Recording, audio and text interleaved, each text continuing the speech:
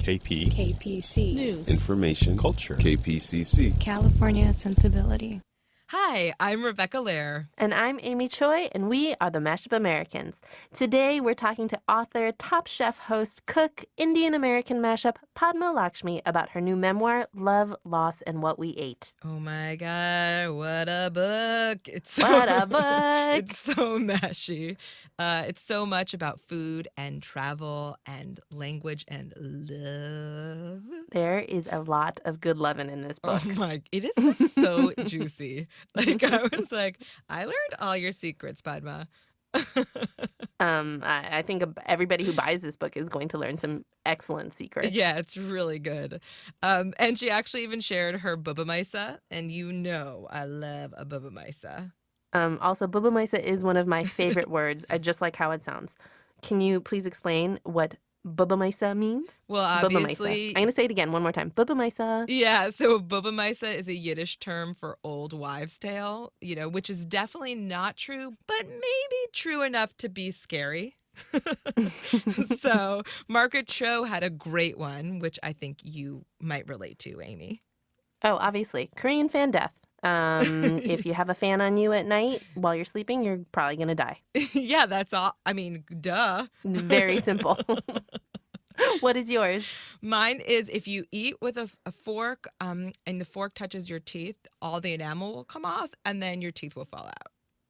Well, that's awful. Yeah, it's pretty traumatic. I eat with just my gums and plastic rubber. I eat with children's spoons now.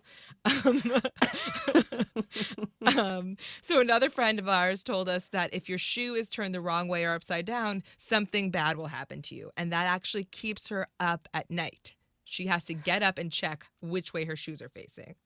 There are lots of things that keep me up at night, and I'm going to have to add that one onto my list. There's a lot of shoe stuff in Bubba Maisa world. Another friend told us, Taiwanese American friend told us that you can't give a person shoes as a gift, otherwise they'll run away from you. Oh, so no. instead of giving them as a gift, you exchange $1. Really? So then it's not okay. So then you've bought it, and so technically you're not going to run away. Okay. And also don't forget that in Danish culture, if you sing at the dinner table, you'll have brown babies. That is completely obvious. Which apparently is a threat in Danish culture. So. Oh man! All right. Well, I think everybody's totally gonna dig Padma's Bubba Maisa. Totally. And now for our conversation with Padma Lakshmi. We had the best time. Enjoy.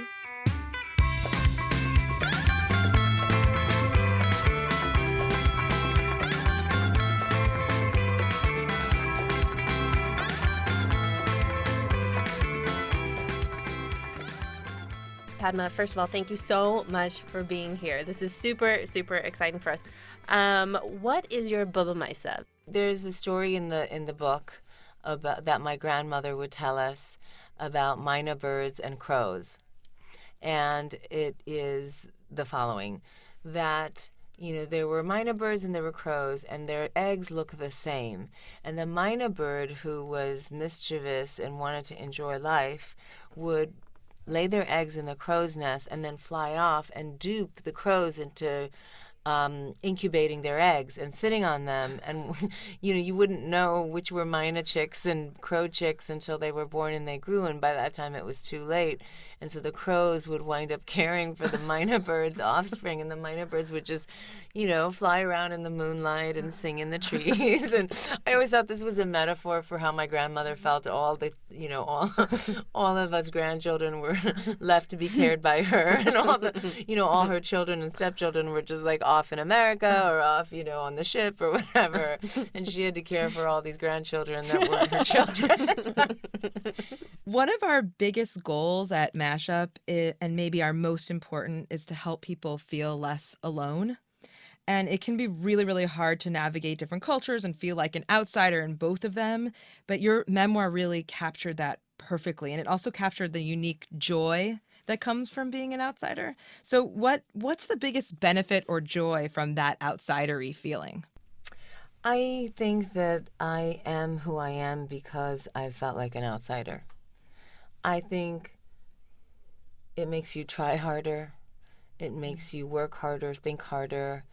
Because I straddled two cultures at once. It gave me a perspective that I wouldn't have had if I was just in one culture and had never experienced a whole nother way of raising children, eating, dressing, praying, speaking, not speaking, all of bathing, I mean, the luxury of having a bath in a deep bathtub with bubbles and washcloths when, in my grandmother's house, it was like you took in India, we would say a balti bath, or balti meaning bucket, and you would hear the hard splash on the marble or the tile of the bathroom, and you always knew when your neighbors were taking a bath. Because, also I lived in South India, and because it's so hot, we don't have a lot of textiles. We don't have a lot of rugs, and the couches tend to be wood and cane or rattan or whatever. So there wasn't a lot of soundproofing. And it was so hot, and nobody had air conditioning, so we always left the windows open. So there was a lack of privacy in general. But, all these differences made me appreciate what I had, made me appreciate what I didn't have at times, and I think gave me a wider perspective on the world. And I think that's really the greatest blessing that you can have as an adult, because it just makes you that much more informed. My daughter, I wonder about how much of my culture is going to trickle down to her, because she's growing up basically an American kid, and she's only half Indian, right? Her other half is Caucasian, and it's an American Jewish family on the other side. So that comes with its own culture, and it's funny because that culture clash happens, and so I have to navigate that too. You also said a line in the book, "Don't worry, Kana, you're brown on the inside," which we both found very moving. And we want to know what brown on the inside means to you. She is such a good dancer, like I used to say this to my ex-husband, Salman, which is that there are Indians who are white on the inside and Indians who are black on the inside. And I would say, Salman, you are an Indian who's really white on the inside, which is fine. Most of my family is. But, me and other cousins of mine in my generation are actually black on the inside. And Krishna is so white on the outside. But, I worry about it, too, at the beach, because I've never had to care for Caucasians. I'm terrified she's going to burn to a crisp because, we don't burn. I'm sure I do put sunblock on because of the health thing, but I'm terrified that she's going to pickle her or in the Amy sun has like a skin lobster. tips for you. Don't worry. Okay, She good. covers those Good. kids up like you cannot Oh, no, they're believe. wearing hats like out to here. Well, yeah, well, that's the thing is also like I hate the sun, and I never ever had the pleasure or desire to go and hang out on the beach. And Krishna loves the beach, and she and her dad build sandcastles and go fishing and collect shells and jump off the lifeguard stand, all of which sounds horrible to me because all that means is sand and wet and sun. And, because again, I come from Asian culture, and my grandmother wouldn't even let us go out between the hours of 11 and 4. She complained that the school would let us play outside. You don't wanna get darker. Exactly. Exactly. And, You know what my grandmother told my mom when I was born? What? Is that she drank too much coffee when she was pregnant because I came out so dark. But you're so fair. Well, Compared, yeah, it's all relative, I guess. Krishna will say, my mommy doesn't like the sun. It's like this thing. So, she said, I only go to the beach with my dad. It's so sad. I'm learning because I want to have fun with my kid at the beach. And now, I do like the sun. Even when you see all those bathing suit pictures of me online, you have to know that they're always taken before 11 or after 5. They really are. Where, coming from my experience as a model, I know that that's the best light anyway. Right. Yes, well, I that's love good that. to know Yes. for lay people.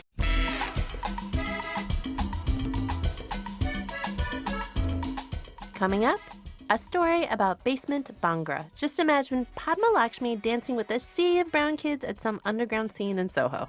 Oh, good one.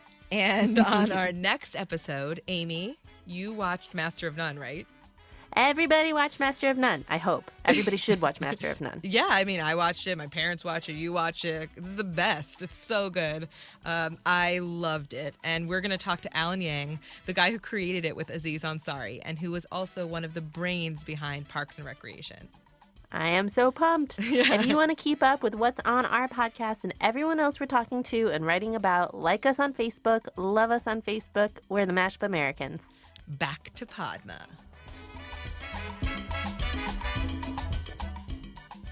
What dating advice did you get from your mom? Oh, Patty, just be yourself, but wear a nice, sexy dress.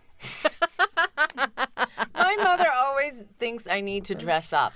You know, when I go to her house, I'm like, okay, it's my mom. I don't have to wear makeup or heels. And, you know, I show up scrubbed clean, and she goes, we could have worn some lipstick at least. You know, or ayo, ipri vandar kiya. You know, you don't look very nice. You're supposed to be this big model. Oh, and no. you come home in your sweats. I was going to take you to the neighbor's house because she's so excited. She doesn't even believe I'm your mother, but now I can't take you. Like, thanks, Mom. Oh, Mom, you're so great. I know.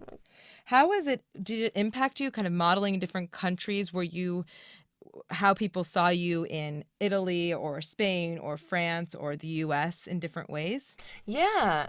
I almost didn't get representation as a model in the States, but then I did, you know, and I never worked that much. I have to be honest, I didn't work that much in America. Most of my work was in Paris and Milan. It wasn't until I became well known for other reasons and started, you know, doing hosting or working or whatever that I started getting editorials in America. It was only because I came back and had a television career. Yeah. But, you know, I still don't often see a brown woman on the cover of these major magazines unless they're Beyonce or Rihanna. Right. You know, that's also another phenomenon in fashion where it's hard now as a model in general to get on the cover of a magazine. You have to be a rock star or an That's celebrity Oscar-winning, celebrity in some form, and how do you talk to your daughter about beauty, or how will you talk to Krishna about beauty? I mean, she's a beautiful child, and you know, something that I have a baby girl now. She's only 11 weeks, but you know, I'm already thinking about people talk to her differently than they ever talk to my son. It's always, oh, she's so pretty. Oh, or, yeah. you know, and like she looks very different from you. Very different. I mean, I think those babies that are products of mashups are the most beautiful. You know, I think... I'm biased, Yeah, but of course I think so. We should all bonk each other's cultures to death and just make one superhuman race and look like we're all from Suriname or something. Yes. You know, I'm down. I really think we should fuck the shit out of each other and get rid of being able to tell who's Korean and who's Mexican and who's Kenyan. In the book, you write about switching between Tamil and Hindi and English and Italian and sort of some Spanish. So what was it like for you to switch between all of these different things and languages, and as a public figure, someone who literally has to do that in front of a camera? Because you were also on an Italian show, weren't you? Yes, I actually got my start hosting on Italian television and live television at that, in Italian. So, you know, I have a ear for languages because I grew up being trilingual, you know, and I remember being 3 and 4 years old and speaking Hindi because we lived in the north in the capital of New Delhi, and English because we all went to English medium school, and Tamil because that was our native tongue. And most Indians do that. You know, not all Indians live in the ethnic province of where they're from, and so they have to function in English or Hindi because Hindi is the national language. And by the way, Hindi and Tamil are completely different languages. They're not like Italian and Spanish. Right. Yeah. I left Delhi when I was 4, so my Hindi is really a child's Hindi. It's enough to get by. It's enough to haggle in the Janpat market in Delhi, and it's enough to say something to, you know, my assistant Nidhi, who's Gujarati, but for instance speaks Hindi. So if I don't want anyone else to know, and her Hindi is questionable too. So, but between all our languages, we know we kind of cobble sentences together. And No, the communicate. secret language of the /ish, like the Spanglish or Rebecca speaks Portuñol, Spanish Portuguese. Yes. I mean, those are really important. Well, the thing is, this secret language isn't even that secret Yeah. because A billion all people of speak my- it. Right, exactly, a billion, yeah, at least 1.4. But like every member of my family speaks Hindi, Tamil, English, and then other members of my family speak Malayalam, which is the language of Kerala, because our family is actually Keralan or Tamilian Brahmins. We're ethnically Tamilians, but we live in the state of Kerala. Traditionally, that's where my grandfather's village is from, and I think being polyglot was sort of a requirement. And there are some things that are just better said in certain languages. We talk a lot about this when we talk about guilt. I think a lot of mashups feel this guilt about language. Like, how do you pass this on to your kid? And what language does your daughter respond in? Oh, she only responds in English. Yeah. She in a particular, downtown New York, sassy 5-year-old English. I love that. My daughter, I think, doesn't really want to speak Tamil, but I think she does understand Tamil, and I try to speak Tamil to her as much as possible. But it's hard, in spite of all the time I spent in India, I really didn't go to school in Tamil. Even in India, I went to St. Michael's Academy, and we had 1 hour of Tamil, and my Tamil speaking is really good, but I can barely read, It's so hard. Yeah. Does Krishna have a palate like yours? She has a great palate. She eats a lot of food that's spicier than most of her peers because we're Indian. Mm-hmm. She also will try a lot of things because she's grown up on the set of Top Chef. And she's, sat on the knee of my director in the control room while she hears Tom and Gail and I wax poetic about sous vide this or brulee that. And so she's, picked that up. Also, her mother writes cookbooks, and we're always in the kitchen, and that's our major activity and point of connection. So she feels a great sense of accomplishment, which she should, and it's really, really fun. Yeah. Well, it's interesting. I mean, I think we have all had the experience growing up being the kid with the smelly lunch. Oh, yeah. Or, someone coming to your Indian house. food. Yeah, I mean. And kimchi is no slouch either. That's what I'm saying, is that, people come over, and you're, in the 6th grade, and they're like, what is that? And now, look, everybody's eating kimchi. Amy, if you want to have kimchi, I can make it for you. I would absolutely love that, because I actually don't know how to make it. Oh, no, you're bad Korean. I know. My mom makes great kimchi. I know that's the problem, is that, also there is this hierarchy in the kitchen. So, you didn't get to learn. I mean, that's why I don't do it that way. That's where I do deviate from. I mean, we were always hanging out in the kitchen, but, in my grandmother's kitchen, there was a time and place where you were allowed to do things. And so there were so many women cooking that I really didn't learn to cook those Indian things much later than my quick American, Indianized American stuff that my mom made because she was a single mom. Well, where do you feel most at home? Is it in India? Is it in New York? Is it on a plane? For a long time it was on a plane. I think I feel most at home in New York City. But I feel equally at home, maybe not in India, but in my grandmother's house in India. Mm-hmm. And, it's really where I have no care. That's a good part of going home to my grandmother's house, too. I was just there twice this year.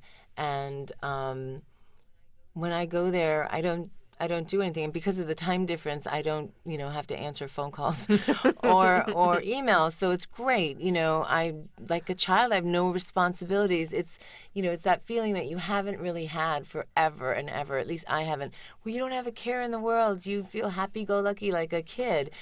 Someone's gonna feed you. There will be clothing. And you don't really have anything to do except go to the temple or the beach or the vegetable market. I wonder if you can talk a little bit about how it felt to be so far from your family during, your teenage years. I think it was difficult. I even in my teenage years, I remember I went home the summer before senior year, and I think that was really actually good for me to do that because it helped me it helped me remember who I was right before I was preparing to go off for college. And so it gave me a new chance to reintroduce some of my own culture into my immediate identity. You know, I went through this really weird phase in my high school years where I changed my name. Yes, we do want to talk about her. Let's talk about her. Angelique. Let's talk about Angelique. Because we had fantasy names. So embarrassing. I mean, but the name is incredible. I wanted to be Sophia, and Amy yes. wanted to be Alexandra. But we... I did. Well, Rebecca has an incredible, because her middle name is actually Sophia, but you wanted she wanted a different spelling. Oh, you well, wanted actually, the F? I am with an F. Yeah, I just wanted to. I thought it was like really. Yeah, because I'm Salvadoran. My mom was like, we're with an F. This is who our people are. But she was like, I always wanted to be Sophia. I thought she was more glamorous than Rebecca. You know. I love Sophia. Well, I love Rebecca too. I wanted to be Alexandra because my parents immigrated here in the 70s. I was born in the late 70s, and Carter was president. Yes. And his daughter, Amy, of course, was like, running around the White House. And my parents had just immigrated. My mom was a nurse, like yours. Right. And she says she was always so frustrated when patients came in, she couldn't spell or pronounce any of their names. So she gave me and my sister, Sandy, the two simplest, easiest names that she could think of. But, a lot of people do that. Like, I had friends in my class that did not look like Lynn's or Lisa's. Or, it still happens to me. You look like you could be an Angelique. Thank you, I think.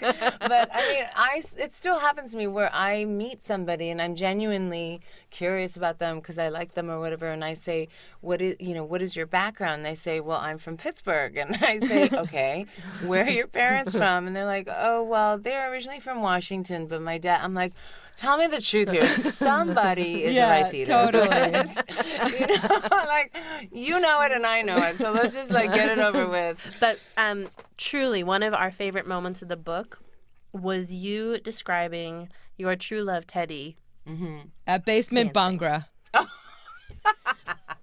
I used to go to Basement Bhangra in New York all the time, so a shout out to DJ Rika, and imagining him there. Yes, really sweet good girlfriend. I know. Well, like I say in the book, he stuck out like you would expect a 68-year-old white-haired man to stick out.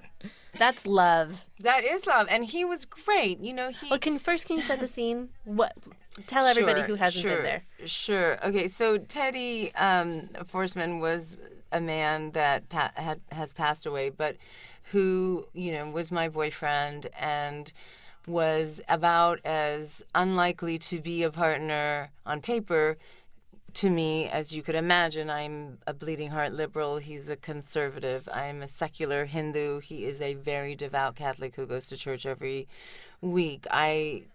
There weren't a lot of friends we had in common because of our age difference and our occupations. He's a businessman and he, ran companies like Gulfstream and IMG and Citadel, and, I was a model who became an actress who had a cable cooking show.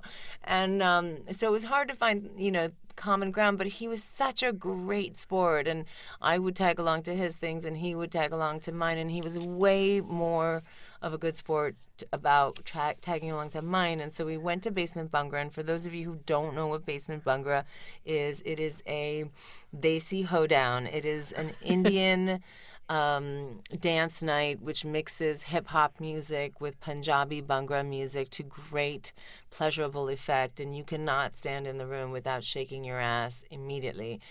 Did Teddy Forsman shake his ass? I tried not to look down. Padma Lakshmi, thank you so much. Thank you for having me. I'm glad you guys exist. We are so glad you exist. Thank you. Bye. Oh yaar belly bann tolliyan paun basement bhangade ch bolliyan. That was so fun. So fun. Padma Lakshmi's memoir is called Love, Loss, and What We Ate. Comes out this week, and remember, according to her mom, be yourself. Just also wear a sexy dress. Got it. Wear a sexy dress.